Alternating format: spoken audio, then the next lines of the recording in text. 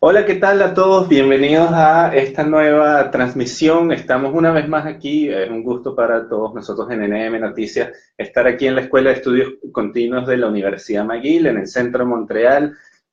Una mañana un poco fría, que parece más de otoño que de primavera, pero estamos hoy para hablar sobre la traducción y una carrera que quizá muchos no han pensado en un principio, quizá otros sí siempre se han interesado, pero es una carrera que quizá pueda abrir muchas oportunidades para muchas personas y en particular a los hispanos. Por eso queríamos hacer esta transmisión de hablar un poco de lo que es la carrera de la traducción, toda esa amplia gama de oportunidades que ofrece y sobre todo responder también a las dudas que puedan tener. Hoy estamos con María Sierra de la Escuela de Estudios Continuos de la Universidad McGill, a quien damos la bienvenida. Muchísimas gracias a Pablo. Es realmente un gran placer estar aquí con todos ustedes hoy, compartiendo esta hora del almuerzo quizás, o dependiendo exacto, de cada uno otra cosa. Exacto, quizá algunos están todavía comiendo ahí, están viendo esto mientras comen, pero bueno, nos vamos a tratar de responder darles una idea general de lo que es la traducción como carrera profesional, de cuáles son las opciones que tienen todos los distintos programas, cómo se puede dividir esta carrera, las cosas específicas, cómo va más allá de un área de dominio única, es bastante amplio y tiene bastantes variantes, y sobre todo explicar cuál, justamente como mencionaba, las ventajas para los hispanos y cómo puede ser una opción para muchos inmigrantes hispanos que están llegando o quizá ya tienen tiempo aquí en Montreal. Así que, pero antes quizá para entrar un poco en el ambiente, queríamos que nos hables un poco de ti, porque al final eres una inmigrante más que llegaste aquí y solo que estás dedicada a esta área. Entonces, cuéntanos cómo llegaste aquí a Montreal y cómo se dio todo esto de la traducción. Pues bien, Pablo, soy española y bueno, empecé mis estudios en España, hice una licenciatura desde el principio, tenía claro que quería hacer traducción. Mi madre siempre decía que quería hacer traducción porque quería volar, quería irme del país y empezar en otro lugar nuevo. Es verdad que todos los traductores nos movemos mucho, ¿verdad? Nos mudamos, buscamos oportunidades fuera de nuestro país de origen. Entonces empecé mis estudios en España, un año lo hice en Bélgica para aprender francés y cuando acabé pues volví a querer irme al extranjero, siempre esa idea de conocer otras culturas, de ver cómo otros veían el mundo, ¿verdad? Y entonces pasé un tiempo en Gran Bretaña donde di clases de español y trabajé como traductora autónoma, freelance, de lo que hablaremos ahora después. Después de eso, pues pensé que quería seguir con mis estudios de traducción y en realidad en ese momento Canadá se percibía como el paraíso de la traducción. Canadá es un país que tiene una tradición enorme en la enseñanza de la traducción, así que me lancé, pedí una beca y acabé haciendo una maestría en la Universidad de Ottawa, después de lo cual me convencieron para hacer un doctorado y poco después, pues seguí todo ese tiempo. La traducción es tan flexible que uno puede estar estudiando y al mismo tiempo haciendo otras cosas y estaba traduciendo. Entonces estaba haciendo mi doctorado y seguía traduciendo. Poco a poco, después de hacer el doctorado y trabajar como traductora autónoma,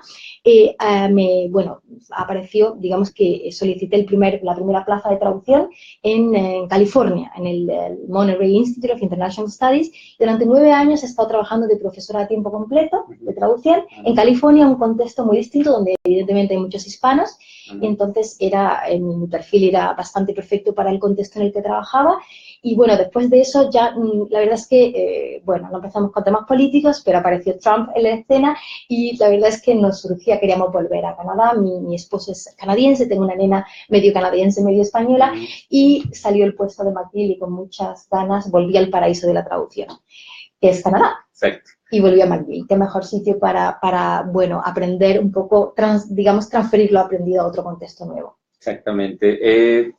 Háblanos justamente de la traducción. Mucha gente, creo que se me hace que mucha gente tiene como la visión de que la traducción es simplemente sentarse y traducir documentos y simplemente como uno tiene el sello de traductor oficial, ya puedes hacer, como que la carrera se limitara a eso, pero háblanos realmente por qué la traducción es una carrera tan interesante. Bueno, lo primero es que uno puede traducir de todo. Desde un manual de instrucciones hasta un tratado diplomático, hasta un blog, hasta una receta, una novela, cualquier cosa. Entonces, lo bonito de la traducción es que uno puede aprovechar todo lo que ha aprendido antes, ya sea porque ha tenido una trayectoria profesional académica concreta, es decir, si uno, por ejemplo, ha estudiado antropología, va a ser el experto perfecto para traducir textos sobre antropología. Pero también cualquier obsesión que tengamos nos puede servir después para traducir. Que nos obsesionamos con las miniaturas y coleccionamos cosas, va a haber un texto sobre el tema. Entonces, cualquier obsesión que uno tenga, cualquier experiencia vivida, la va a poder reciclar y poner en práctica por medio de la traducción. Es una de las disciplinas que te permiten aprovechar todo lo vivido y lo aprendido. Y aún más importante, permiten transferir competencias. ¿Y qué quiero decir con eso? Cuando uno, por ejemplo, ha sido abogado, digamos en Bogotá, y quiere, evidentemente piensa en mudarse a otro país, empezar una vida nueva en otro país, va a ser muy difícil ejercer como abogado en Quebec, por ejemplo. Entonces, a lo mejor con mis competencias en el campo jurídico no puedo ser abogado en Quebec, sin embargo, puedo dedicarme a la traducción jurídica. Si, por ejemplo, soy psicólogo o psicóloga en Argentina, evidentemente todo ese tipo de profesiones están muy centradas en un contexto nacional concreto, no voy a poder ejercer inmediatamente, si no me vuelvo a hacer estudios de psicóloga en Montreal, pero voy a poder traducir toda una serie de libros de autoayuda, de psicología. Entonces, toda esa, digamos que es muy fácil que en este campo poder aprovechar lo que uno ya ha aprendido, reciclarlo y volver a aplicarlo a otra nueva profesión. También hay gente, por ejemplo, que había hecho ingeniería en su país de origen y que no estaba muy contento. Entonces llega el momento de mudarse a otro país y piensa, bueno, esta puede ser una gran oportunidad para empezar de nuevo y hacer algo que me gusta. Y hay gente que dice, me encanta trabajar con la lengua.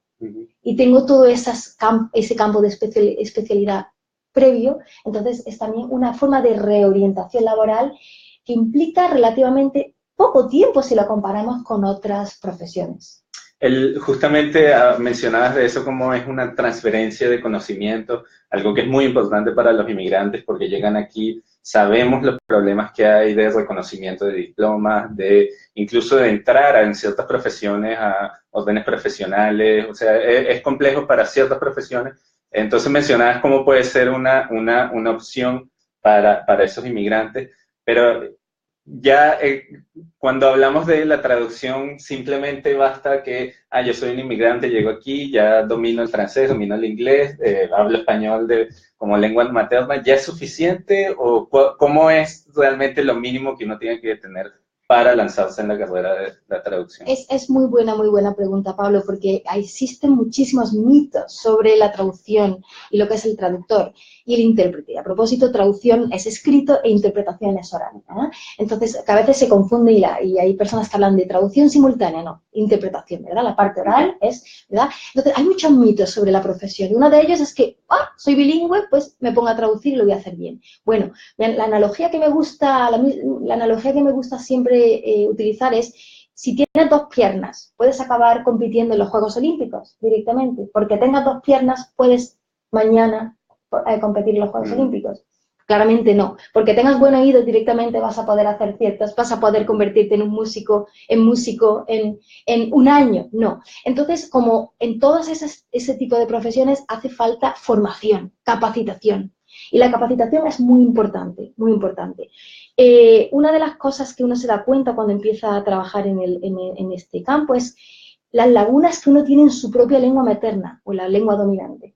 Creemos que conocemos muy bien nuestra lengua, que lo que debemos, digamos, mejorar es la lengua extranjera o la otra lengua no dominante, pero digamos que en la traducción trabajamos a otro nivel. Somos profesionales de la lengua, profesionales de la redacción, entonces hay cosas que damos por sentado que realmente no están ahí todavía. Me imagino sobre todo en el caso de los latinoamericanos, con todo ese abanico de jerga, de acentos, a veces lo primero es realmente descubrir como esa base del castellano como lengua y todos los matices que tiene. Por supuesto. Una de las cosas que trabajamos mucho, evidentemente hay, digamos, dos vertientes, digamos. Hay veces que hay un producto que tiene que estar localizado a una variedad de español concreta.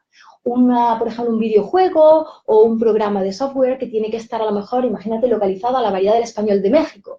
Evidentemente, un mexicano va a dominar esa variedad mucho más que un hablante de otra variedad, pero hay un mercado enorme de la traducción que se lleva a cabo en lo que se llama español neutro o español internacional. Y eso es muy típico, por ejemplo, en Estados Unidos. Evidentemente, es una variedad más latinoamericana que peninsular, en el sentido de que hay muchos más latinoamericanos que españoles. Entonces, esa variedad neutra es una variedad latinoamericana neutra, una especie de denominador común que todo el mundo, ¿verdad? Es cuando estamos hablando, tenemos una conversación tú y yo, ¿verdad? Si yo te utilizo un término que está marcado y que solo se entiende en España, tú no me vas a entender. Claro. Entonces, inevitablemente voy a neutralizarlo. O bien, en clase, por ejemplo, cuando trabajo en temas de traducción, uno de los ejercicios que hacemos es neutralizar textos, del español marcado al español neutro. Y entonces, es una de las competencias, por ejemplo, que se adquieren en un programa de traducción. Ok. Vamos a hablar justamente ya de esos detalles, porque ya veo que empiezan como algunos a incluso preguntar que ya les interesa el tema. Aquí en la Escuela de Estudios Continuos de la Universidad de McGill, aquí en McGill, ¿cuáles son las opciones que hay en materia de formación en traducción? Bien, pues ahora mismo para el español, evidentemente tenemos varias opciones, varias combinaciones lingüísticas, no solo el español, tenemos inglés y francés, pero para el español en concreto tenemos un certificado. Un certificado que se puede hacer a tiempo parcial en 2 años. A tiempo completo en 1, son 30 créditos y es un certificado a nivel de pregrado. Pero, curiosamente, la mayoría de nuestros alumnos tienen una licenciatura o tienen un grado previo. Vienen con, justo porque ya han hecho, bueno, ahora, por ejemplo, en clase tengo una antropóloga, tengo una persona tengo un estudiante que ha hecho gestión, un MBA. Tengo, pues, que tengo un poco de todo, tengo bagajes muy distintos, pero casi todos vienen con una licenciatura. Pero eso no significa que eso sea lo que esperamos. No esperamos que tengan licenciatura, con un CEGEP pueden empezar a hacer el certificado. Pero la idea es que se pueda hacer en un tiempo bastante razonable. La idea es una licenciatura de 4 años, como en otros programas.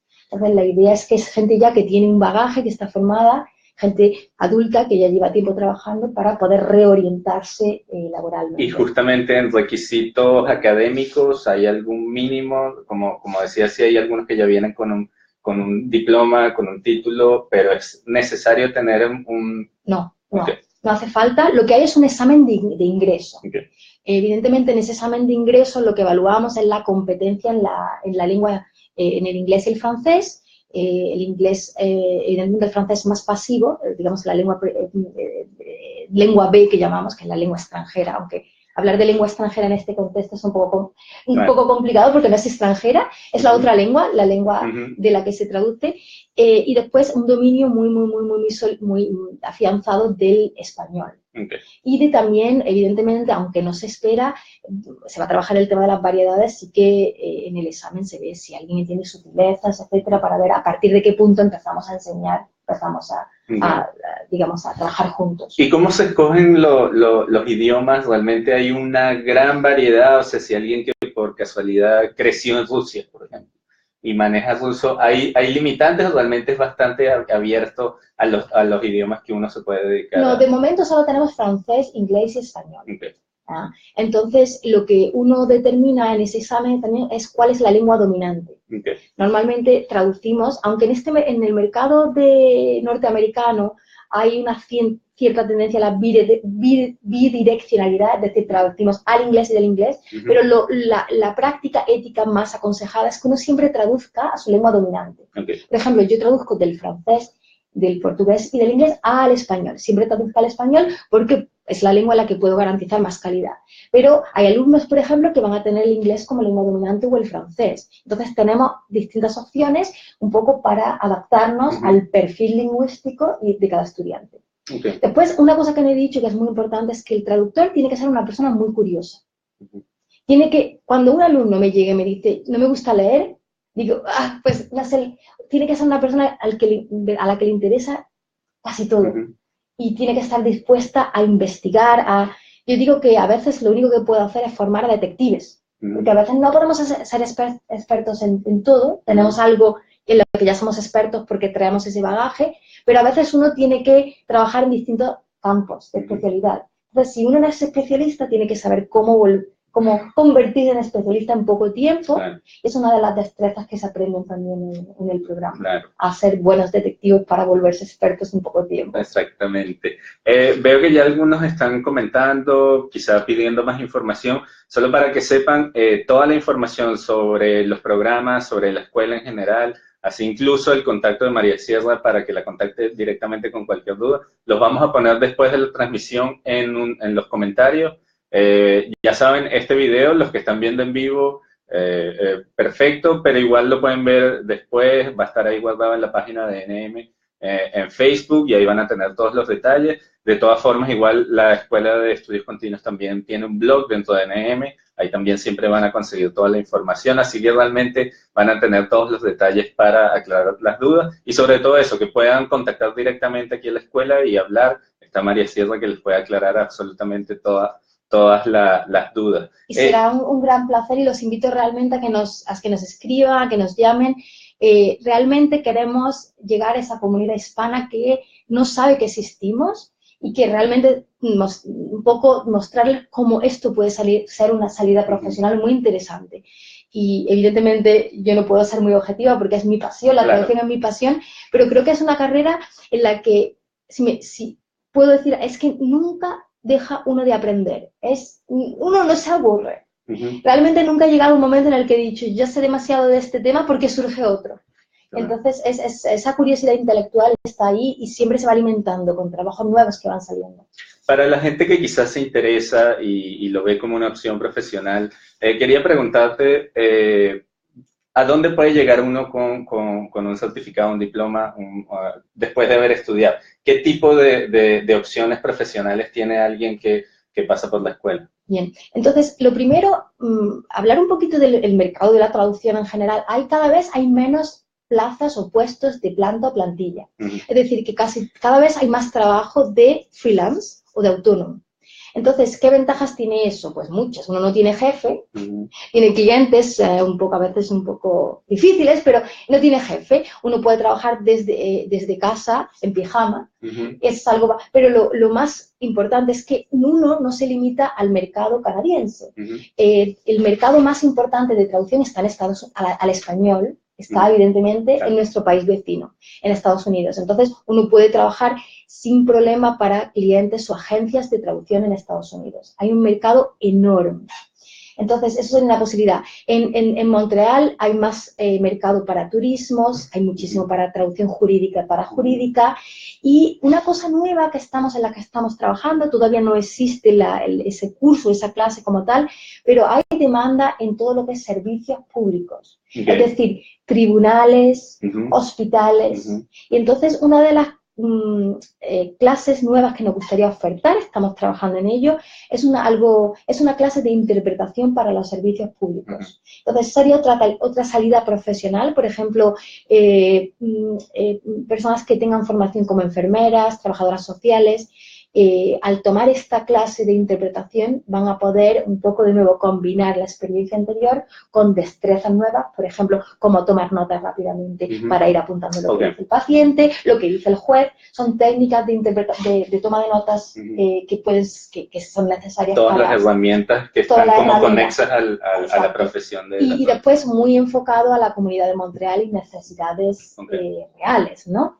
Entonces eso va a ser algo que no existe todavía y que no puedo decir oficialmente que existe porque todavía no lo han aprobado, pero que con suerte va a existir muy pronto. Y entonces sería otra salida profesional, la interpretación para los servicios públicos. En concreto hay bastante en tema de tribunales, con el español. Veo ahí algunas ya preguntas. Vamos a terminar un poco de dar toda la información, después vamos a responder las preguntas que tengan, sobre todo para que después la gente que vea el video después sepa que las preguntas y respuestas van a estar al final. Te quería preguntar sobre qué tipo de alumnos pasan por los estudios de traducción. Alguien que se inscribe, ¿qué se va a encontrar en el salón de clases como compañero? Para que tenga más o menos una idea del perfil de la gente que puede estar interesada en este. Realmente es fascinante la cantidad de perfiles que estoy viendo, gente con una formación en campos muy diversos, con un bagaje que es impresionante. Para mí es lo mejor de trabajar para la Escuela de Educación Permanente. Es evidentemente gente que ya tiene una cierta trayectoria. Okay. La mayoría tienen estudios anteriores y experiencias de vida en países muy, muy, muy distintos. Entonces, no va a ser el típico certificado de pregrado donde tenemos alumnos más jóvenes. También los hay y nos encanta. En realidad, la mezcla, como siempre, el equilibrio y la mezcla es lo mejor. Y tenemos de todo. Pero en general, la media son alumnos que tienen ya una cierta trayectoria, en realidad que ven la traducción como una reorientación laboral. Exactamente. Ese es el alumno típico en los programas de español. Bueno, ahora mismo tengo en clase un ecuatoriano, un mexicano, un español, dos mexicanas, otra riqueza, es decir, el estar expuestos a otras variedades, a otras culturas, porque por mucho que nos intentemos meter a todos en un bote, ¿verdad? Latinoamérica es muy diversa. Y entonces eso realmente es una riqueza y tenemos por supuesto a canadienses que tienen el inglés como lengua dominante o el francés, que evidentemente aportan esa otra dimensión, otra riqueza, y en realidad hay un verdadero diálogo intercultural en cada clase. Es en realidad lo que fomentamos y lo que somos, ¿no? Exactamente, exactamente. Así que saben que se van a encontrar mucha gente como son ustedes, inmigrantes que están llegando aquí, que tenemos todo un bagaje profesional y cultural bastante amplio y que buscamos una forma de transferir todas esas competencias e integrarnos profesionalmente a esta sociedad. Esa es una de las grandes ventajas. Sé que el programa de traducción aquí en la escuela está pasando como por un proceso de rediseño, si podemos decir, se está transformando para cosas mejores. ¿Puedes hablarnos un poco de qué es lo que se ofrece en este momento y qué es lo que tienen pensado en el futuro? Bueno, esperemos que sea para mejor, ¿verdad? De momento lo único que puedo decir es que hay grandes transformaciones. En principio decir que, bueno, el programa estaba un poco pensado, seguía el mismo modelo que se había adoptado para las lenguas oficiales, el francés y el inglés. Y en cambio el español es un mercado muy diferente y digamos que el programa se está adaptando más al mercado hispanoparlante, es más específico, tiene más en cuenta lo que está pasando en ese mercado en concreto. Entonces, digamos que las especializaciones tienen más en cuenta las necesidades laborales concretas y actuales. Ahí se está inyectando mucho más tecnología. No es que Google Translate nos vaya a sustituir, pero tenemos que saber vendernos y saber cuál es la diferencia, o sea, por qué para ciertas cosas no es suficiente con la traducción automática, ¿verdad? Pero, por supuesto, para ciertas cosas la traducción automática es muy útil. Entonces, queremos formar a los alumnos y que sean, digamos, lo que yo llamo consumidores bien informados de estas nuevas tecnologías para utilizarlas cuando sea para ayudarlos y también ver qué limitaciones tienen. Entonces, inyectar esa tecnología es una otra de las prioridades. Y después, por último, como decía, la interpretación. Añadir interpretación, es decir, la parte más oral, la parte oral de nuestra profesión en el programa es algo nuevo que no se ha hecho antes, y después ese énfasis en la comunidad, o lo que llaman la comunidad. A mí no me gusta el término porque todos somos la comunidad, lo veo un poco problemático. Bueno, la idea es que un poco, digamos, servicios públicos, hospitales, por desgracia, a veces el español no es una lengua, como no es una lengua oficial, pues hay una especie se le da menos importancia y llega una persona al hospital que habla español y que no habla otro idioma, que acaba de llegar y que no puede expresarse y que evidentemente va a tener que volver, la van a diagnosticar mal, porque en lugar de tener a un intérprete profesional para ayudar a esa persona, tienen a un bilingüe que no la han formado en esta profesión y que evidentemente va a cometer errores. Claro.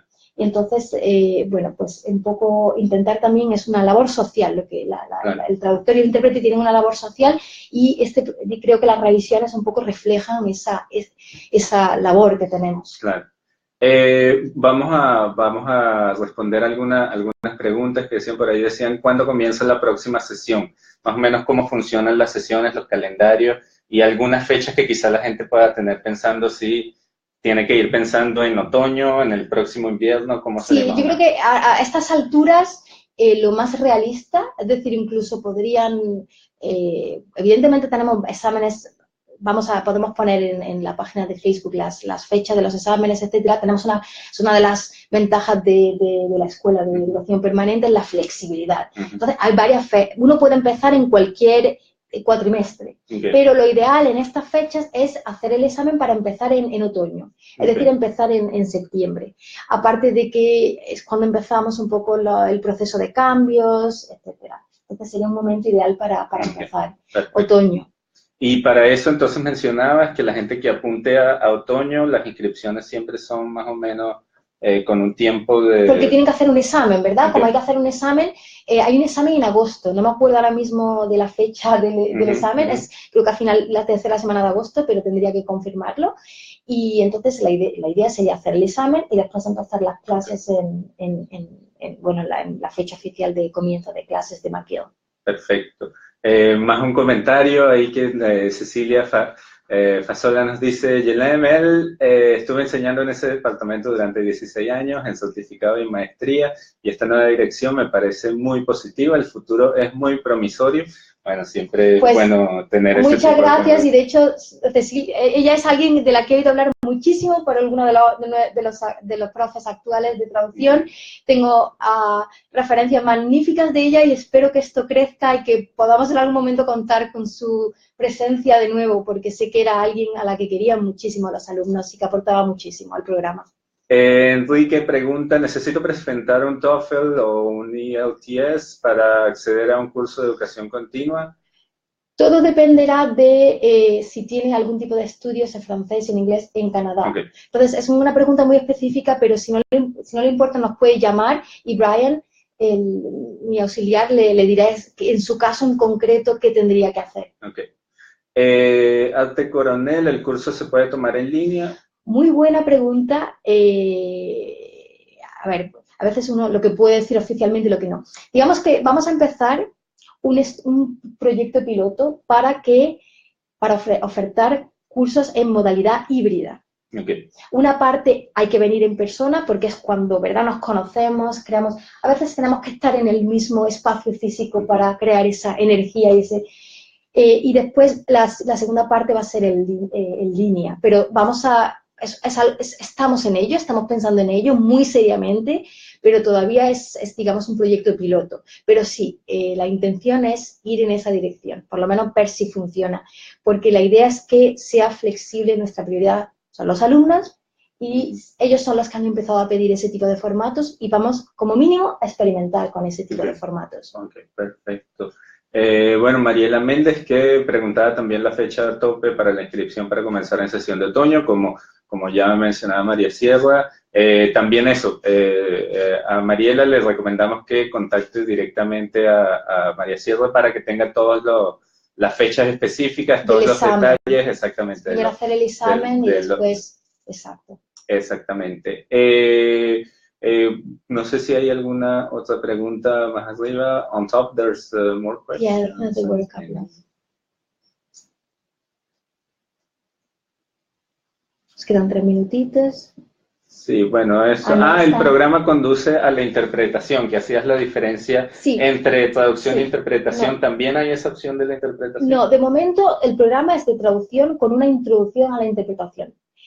La idea es ver si hay interés y ver también las salidas profesionales concretas. Nos gustaría empezar a tener acuerdos con hospitales para que haya pasantías en dichos hospitales. Como es algo todo lo que está pasando ahora mismo es nuevo, estamos probando con muchas cosas, pero hasta que no sepamos cómo funciona, es arriesgado decir que va a haber un programa de interpretación. De momento va a ser una introducción a la interpretación, pero el programa es principalmente un programa de traducción. Perfecto.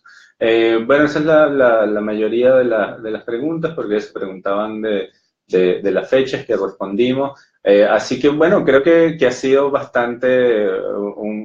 tienen una idea general de lo que es la traducción, de lo que se está haciendo aquí en la Escuela de Estudios Continuos de la Universidad McGill. Realmente siéntense libres de inundarle el correo a María Sierra, una gran noticia. a todo el mundo aquí con todas las preguntas. Realmente están súper abiertos a responder todas las dudas. ayudarlos a informarles más, porque sabemos, en NM trabajamos muy de cerca con la Escuela de Estudios Continuos de McGill, justamente por eso, porque saben el potencial que hay de todos los inmigrantes hispanos, de todo ese bagaje que traemos y que cómo podemos transformar eso en competencias que se apliquen para poder integrarnos mejor aquí a la sociedad montrealesa, quebequense, canadiense y, bueno, hasta norteamericana, podríamos decir, como es el caso de la traducción. Sobre todo porque muchos de nosotros somos inmigrantes, ¿verdad? Entonces entendemos perfectamente las problemáticas, los retos, pero al mismo tiempo las posibilidades de futuro. Exactamente. Así que, bueno, con esto vamos a poner fin a esta transmisión de hoy. Como siempre, ha sido un gusto estar aquí en la Escuela de Estudios Continuos de McGill.